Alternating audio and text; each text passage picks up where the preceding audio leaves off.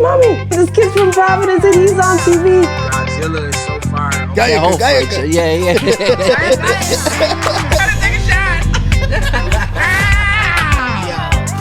Hey, don't be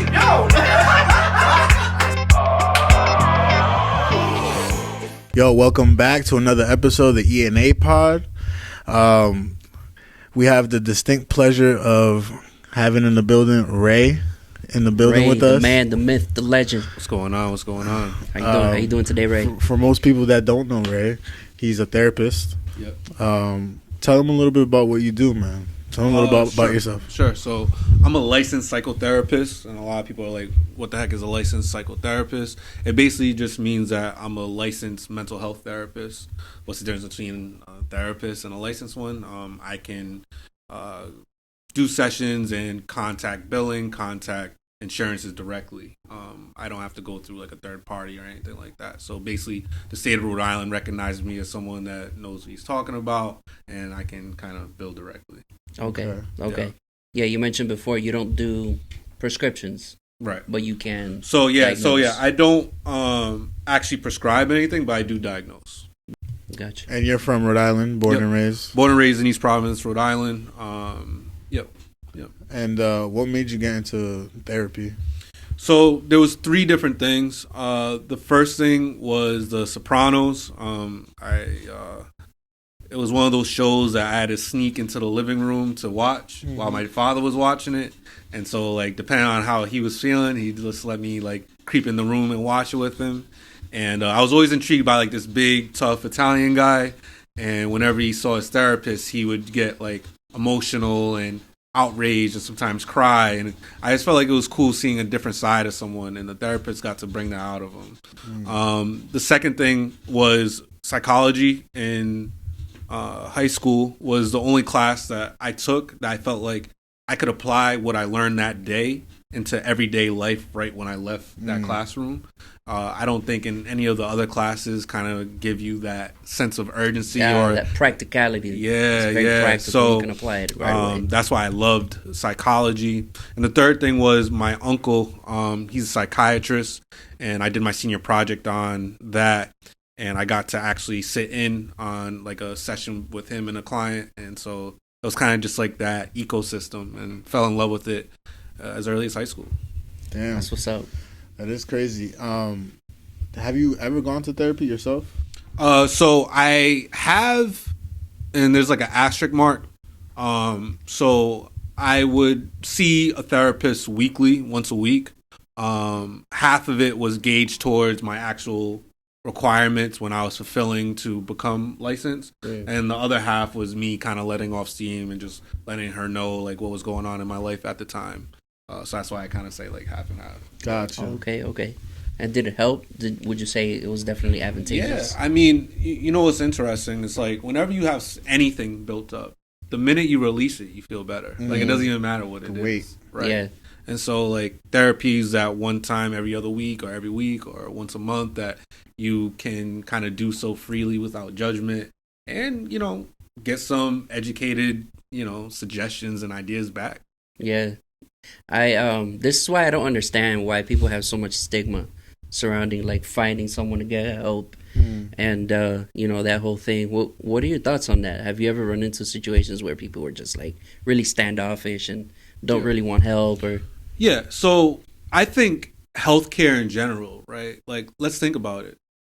If as a child you weren't forced to go to a dentist, or you weren't forced to go to a PCP, like how many people would just go to it on their own? Probably not a lot. So the fact that it's not forced, that's like one barrier. It's like I am not used to this growing up, therefore I'm not gonna just start doing it. So I think it's like a healthcare thing all together.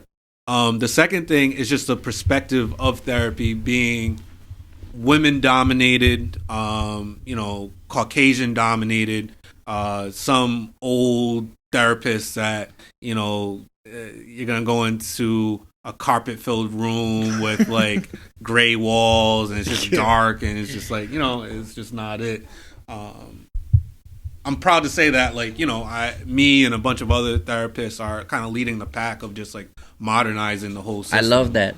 I love that. You know, the music I play during sessions, like I'll play some R&B, like low key during a session. Oh, okay. I let all my clients swear. Like there's just certain things that like there's a very like modern tone to it, where unless you actually go out and seek therapy, you wouldn't know. Gotcha. So yeah. Gotcha. How is it, like, how important is it for you that, in your opinion, like, do you have more clients that are women or do you have more clients that are males? Good question. I think right now it's split. Right now it's definitely split. What I would say is that women historically are more eager and wanting to go to therapy. But I would say for me, it's pretty split. You do couples too? Do couples, love doing couples. That's like my favorite. Why? That's, okay. What do you like about it? Yeah. Like, and I say this a lot, but 90% of couples, like their issue is communication, right? And so if your issue is communication and then you're put into a room and all you're doing is communicating, like a lot of stuff is brought up that you've been holding in for like weeks, like you've been legitimately sleeping with the person for weeks. But yet, like I have couples that they will spend hours on hours with their partner, but they don't feel comfortable in that space, and they wait until they get into my office, and then they like kind of unload everything. Like you platform to them. Yeah, so it's like, you know, and I tell them all the time, like, you do realize you can have this conversation at home. Like, don't feel like you gotta like come in and pay me. Like, by all means, like have this conversation at home. Like, don't just wait till right now to have it. Right. But you know, they feel comfortable, and I provide a space for them to kind of speak freely in that manner. That's awesome. That's awesome. How long have you been doing this now? So I'm approaching 2 years licensed. I've been in the mental health field, for about 12 years. Wow. But as a licensed therapist, I'm approaching 2 years. That's really good. Yeah. That's really good. And where did you go to school? So I got my bachelor's in psychology at Boston College. And then my master's in clinical mental health through Johnson & Wales. They had this accelerated program. Master's degrees can take anywhere from 2 to 3 years. The accelerated program, which is why I was so interested into it, was 10 weeks on, 2 weeks off for a year and a half. So it was pretty intense, you know, 10 weeks on, 2 weeks. A lot of material. Oh, yeah. But I liked it. It was honestly the best. Like, I think I got like a 3.8. So, like, it was very... If you're in school and you learn about stuff that you actually care about, it's amazing how well you'll do. You know? Because you come at it with an open mind and you just absorb it. Right. Like, I don't have calculus bringing my GPA down or anything like that. You know? Gotcha. Yeah, I see what you mean. Yeah. It's very focused. It's focus tracked. Okay. Right. What's the most rewarding thing of being a therapist? There's a couple of things. So the first thing is I get this natural high whenever someone says, I never thought about it like that. Because I think that's my job. Like, right, wrong, you know, you might still do whatever you're doing.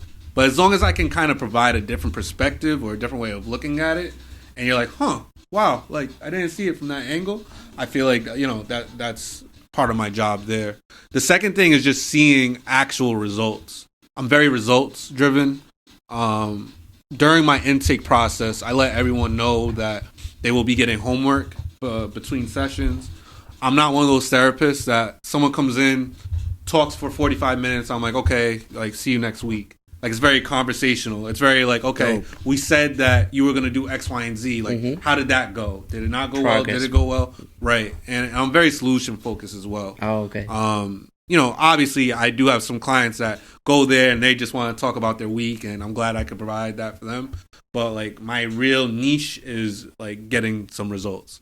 Because that's what I feed off of. So, yeah. There's this term called, like, imposter syndrome. Oh, yeah. Where people, like, wear a mask at their therapy sessions. How do you deal with that? Like, how do you get them to come out of their skin and basically open up to you? Yeah. Well, first is being pretty good at your job. So I'll call out bullshit, right? So, like, if something just doesn't line up or something doesn't align with something, I'll be like, so, like, did that really happen? Like, I'll say it, like, keep it a buck. Like, that really happened? And, like, who we kidding here? Like, like, you're right. Da-da-da. And it's like, yeah, you know what I mean? But you have to, after a while, because, like, you know, I've had countless amounts of sessions at this point. And so you do pick up on certain things like truthfulness and if people are fidgeting and things of that nature. And it's just sometimes you got to really just know your client to depict like what's going on with them. That's incredible, bro. Yeah. Do you ever get people that are kind of like in the art field, creative field, musicians, artists, entertainers? Do you ever get people like Believe that? it or not, I get a lot of people from the real estate realm. Okay. That's been like a growing thing. So a lot of people doing real estate. I've had clothing designers, people in the event space. I'm trying to think if I've had any musicians. I don't think I've had any musicians, but in those spaces, I've had people in the tech space. Okay. Yeah.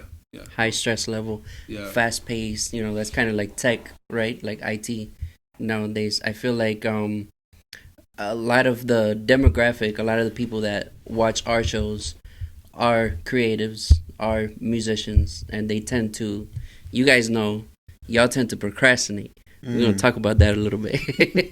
The reasons behind it, like why do we procrastinate, as musicians? I feel like when we are creatives, we have to have an open mind.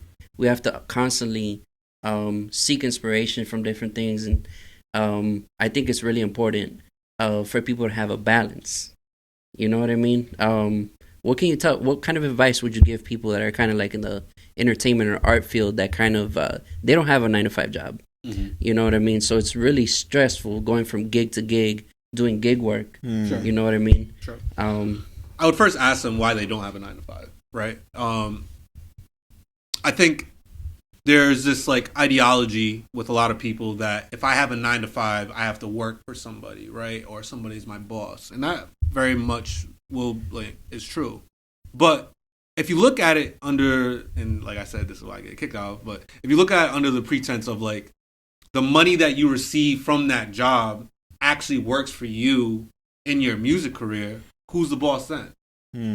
To build, because you can pick and choose. Right. I feel like that's kind of like how I set myself up too.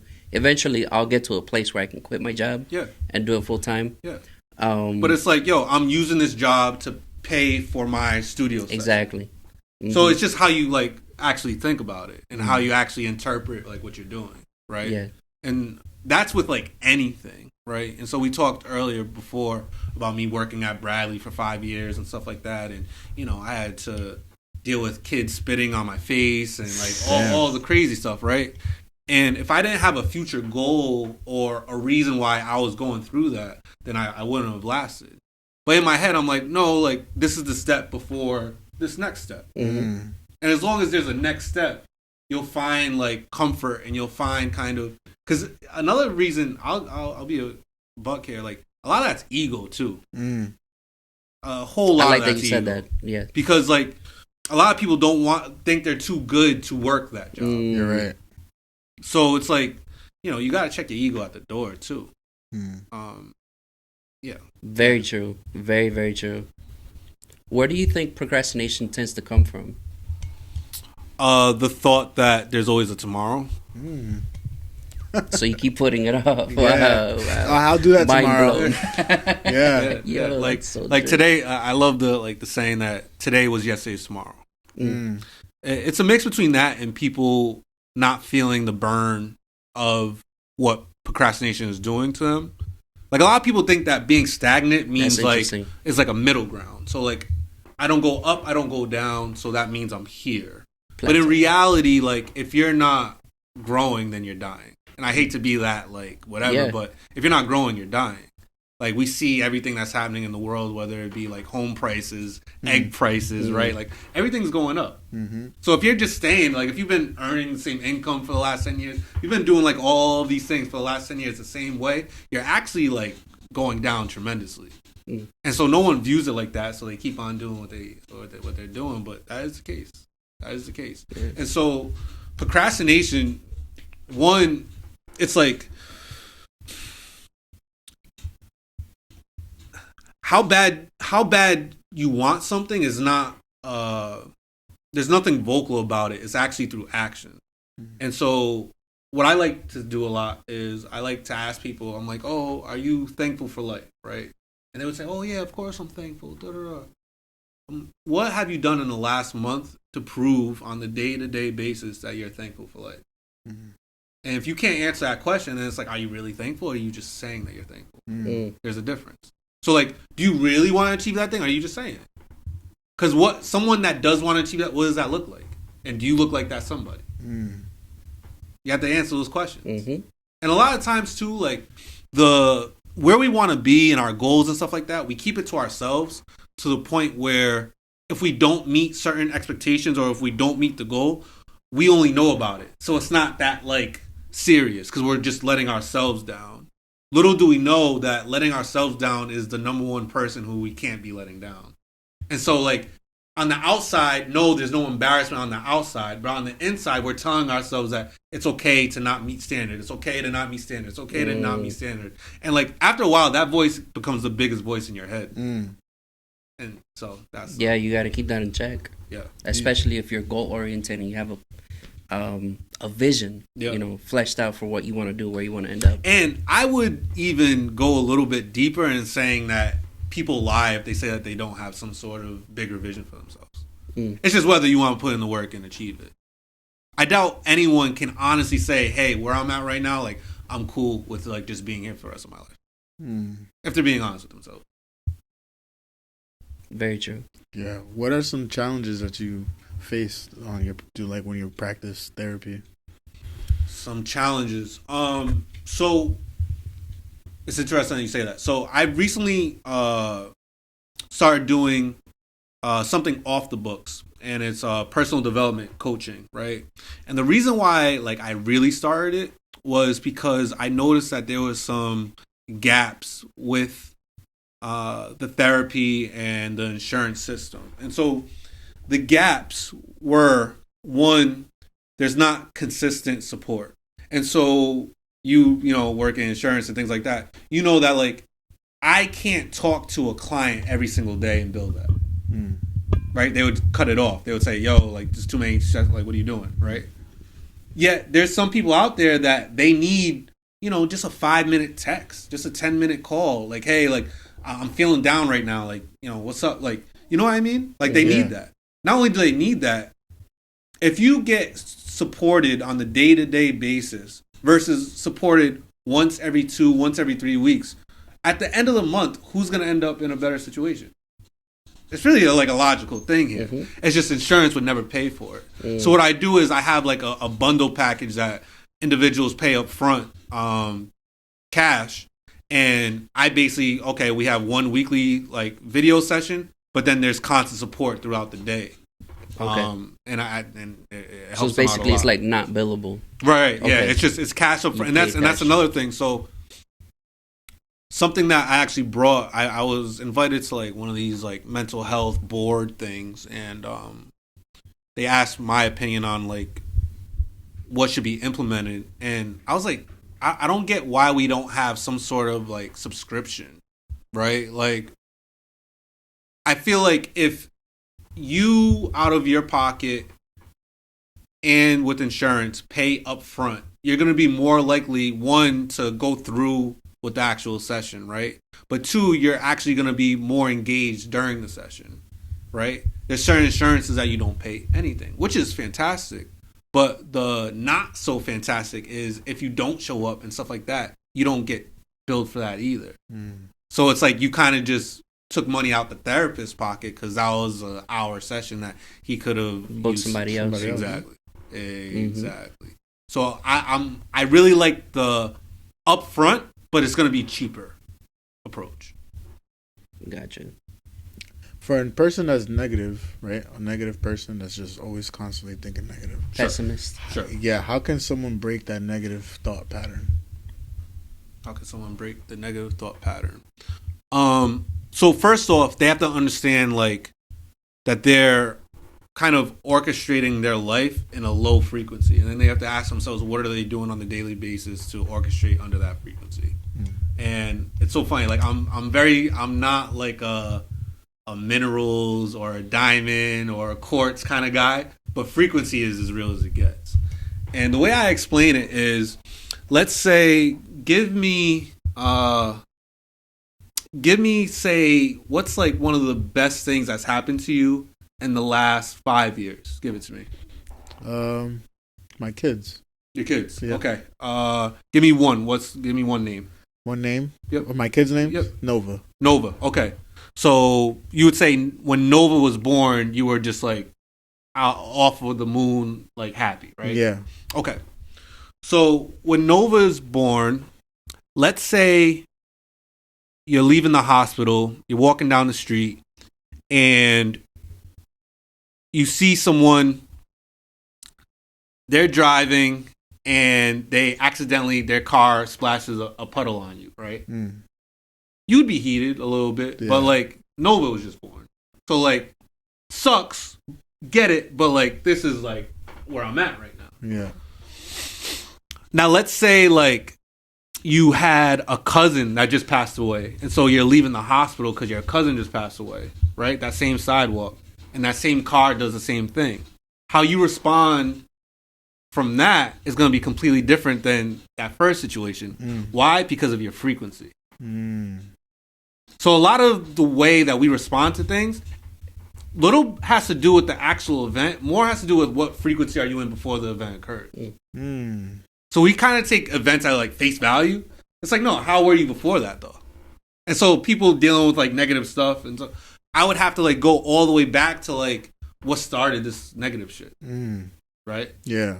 And then like what are another thing is like what are you perceiving to be negative? Mm. Because very rarely are there like just like 100% negative things, and there's not 1 ounce of positivity deriving from that negative thing. Right.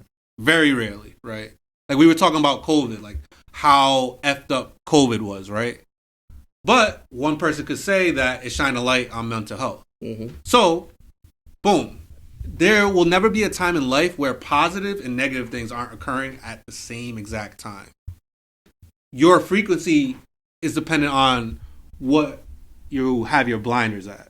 Mm. So if you're viewing it from a positive, that's how you're going to feel about it. If you're viewing it from a negative, that's how you're going to feel about it. Mm.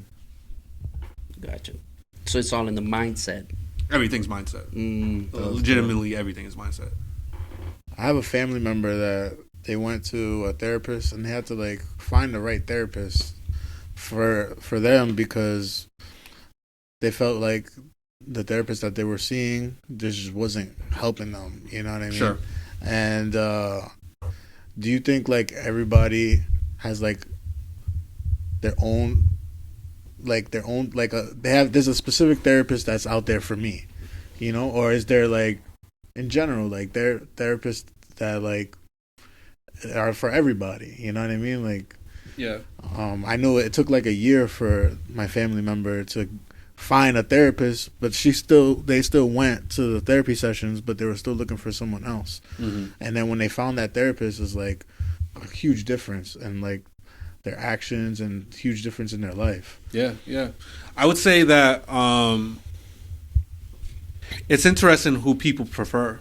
So like I will get the 20 to 30-year-old black male because he feels as if, and he's right, but he feels as if I can relate to him more than, say, an older Caucasian therapist, right? But then I get the older Caucasian clients that want just a totally different perspective. Like I've been seeing, interesting. Like I've been seeing individuals that are the same wavelength as me. Like, let me get a whole different perspective from somebody else.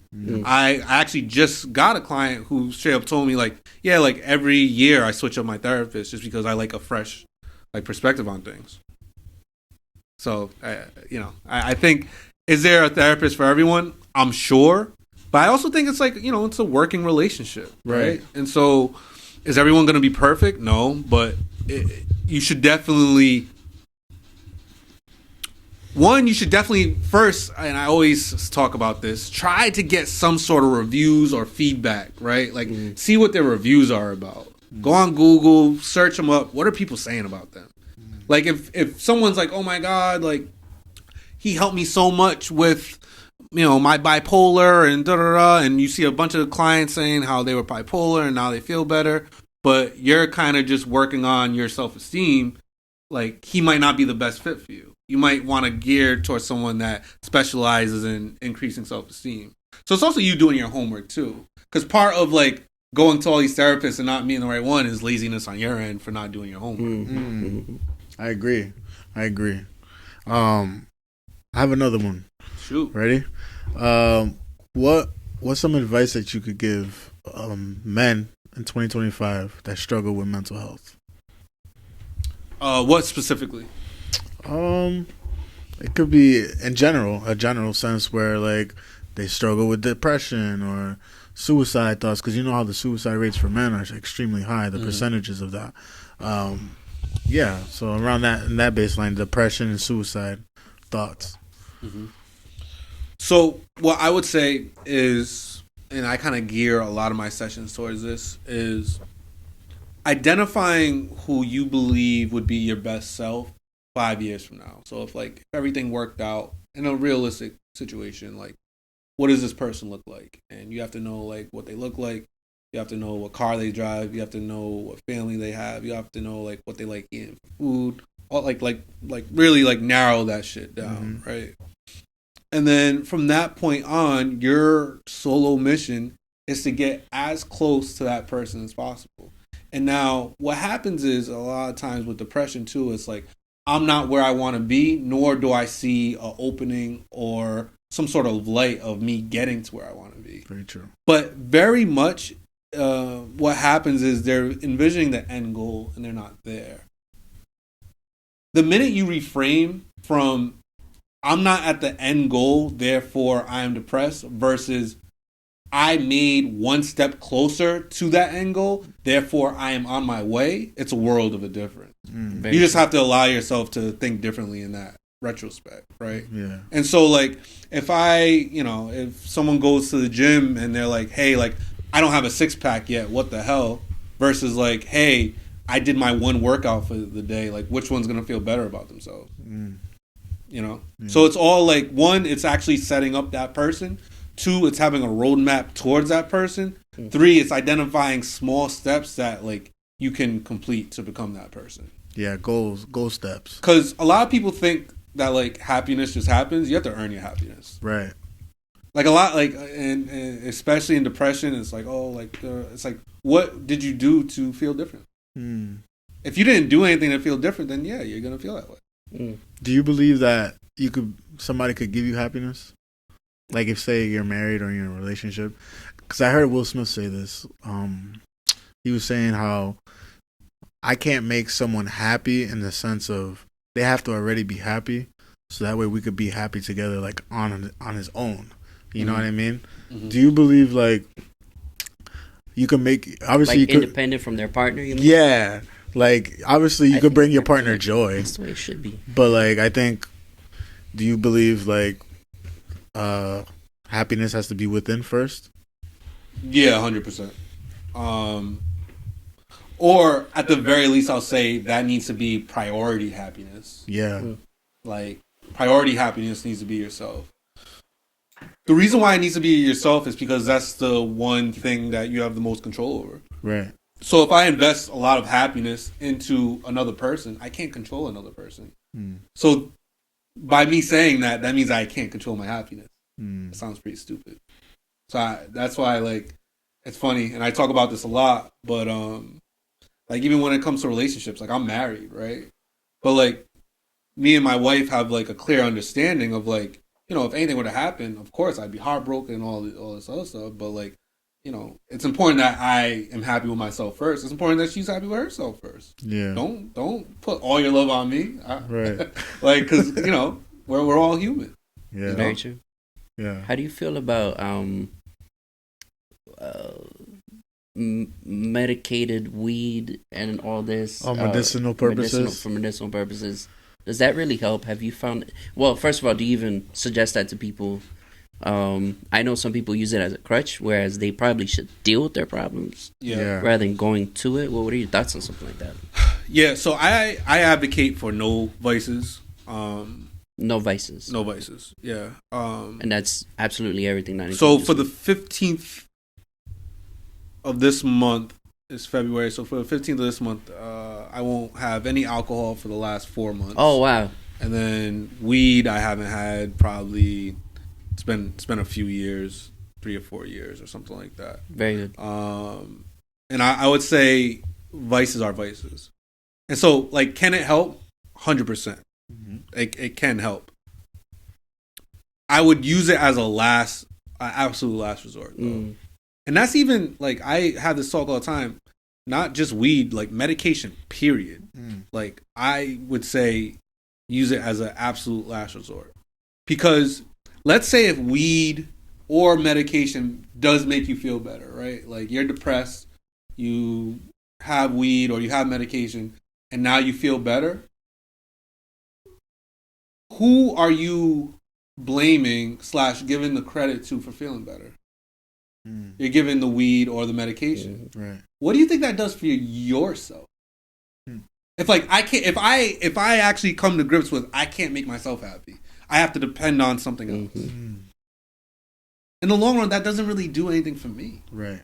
I'd much rather you struggle and go the long road and develop that happiness within yourself, because at the end of the day, when you ask yourself, can I make myself happy? Yeah. That's the powerful part. It's just the long road. And a lot of people don't like going through the long road. They like the Very quick true. fix. Very true. Do you get a lot of Christian folks? Clients? Good question. I would say so. I don't really bring religion into it, so I'd be lying if I said I knew like the religious background of all my clients. Yeah. Low key, I like that you do that. Yeah. I mean, if they're like, if they bring it up and they want to like talk about it, I'm all game. But it's just not something I bring to the forefront. Not for any particular reason, to be honest with you. I just don't. Yeah. Okay. How can someone build emotional resilience? Emotional resilience. Good question. By knowing that that's the only way to grow. And if you want to become a better person, if you want to become a more successful person, like, that's required. If you don't have it, then you're going to stay stuck. It's also, I always go back to like my college years too, when I was like struggling, both like mentally, physically, financially. And then if something crazy happens like now, I always look back and I'm like, what would back then Ray say about this issue now? Right. So like, let's say if, my tire has a flat or something like that. Right. I would be pissed right now and be like, oh my God, da, da, da. But the minute I think about back in the day, Ray, he'd be like, wait, like, you got a dope car that has a flat tire? And that just totally changes my perspective on it. It's like, oh my God, like, my wife is blah, blah, blah. You have a wife? Like, oh, I'm so busy with work. I have all these clients. Wait, you have a master's degree? So it's just like, if you bring yourself back to like maybe like a really kind of like prior place or bad, just early on stage, and be like, what would they think about my current situation? It really seems like, oh, okay, I could deal with this. I can rock with it. Yeah. And as adults, it's also amazing how many situations we bring on ourselves. No, I was gonna say that. So like I have clients that like, it's so interesting. They'll tell me about something, and I'll be like, well, you don't have to like do that. Like I have a client that he plays a certain sport and like his throat kind of tightens up and he gets very anxious. I just straight up told him like, you don't have to play that sport anymore, and then you're good. It's like a lot of these issues that you're talking about, you're bringing onto yourself. And I'm not saying that as in, okay, so that means quit. Yeah. But I am saying as in like, so that like just knowing that you have control over it would help you with the situation. It's not something that's just like, oh my God, like I can't believe this is happening. You're like, no, you're bringing it on. Yeah. Like a lot of people that struggle financially and stuff like that. I'm like, oh, like, you're struggling financially. Yeah, like, da, da, da. And my kid and daycare. So like, you're putting your all towards being a great father. Like, all right, then just don't be a good father anymore. Oh, no, what do you mean? Okay, so you would prefer being a good father that's struggling financially than not. Yeah, okay, well, then you're not really at the bottom then. Because the bottom would be being a shit father. Right. That's a good perspective. Yeah. That's a really good perspective. Very true. Very true. What are the most common issues you see in relationships? Communication issues, for sure. What else? Communication issues,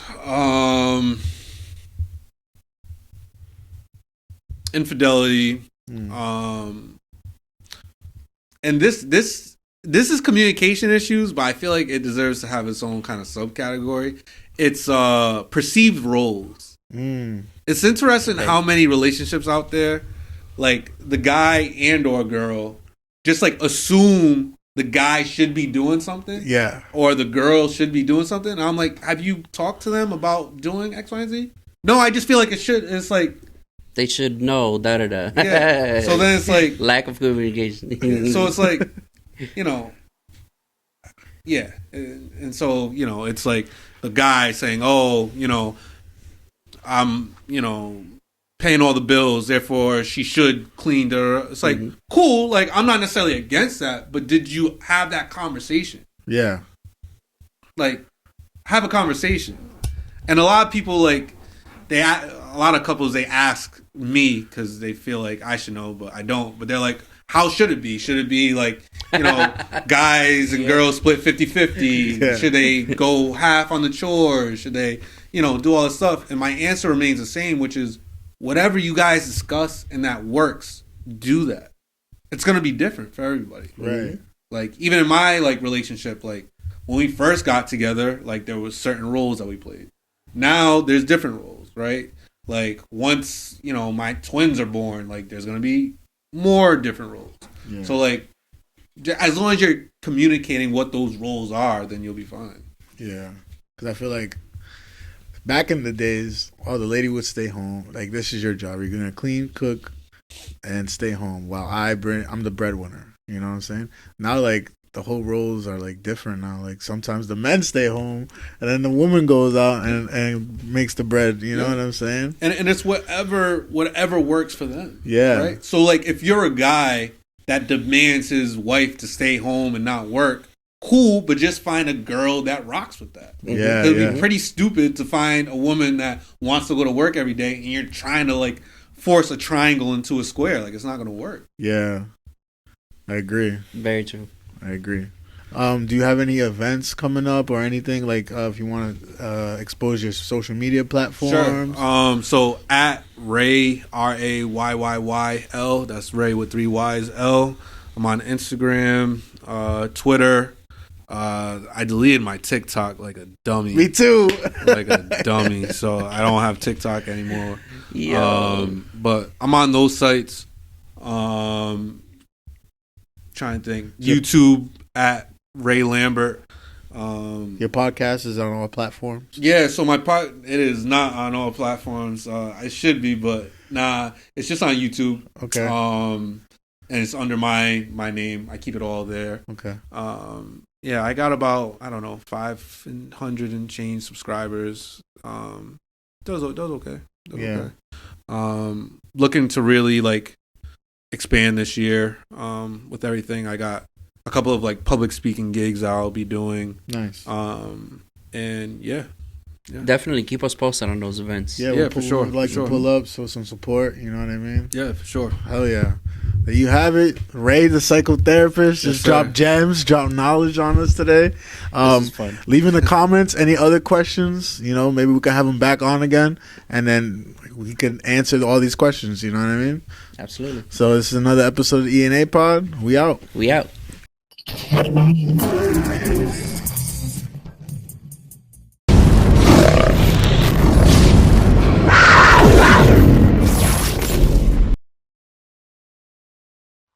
Subscribe, miga.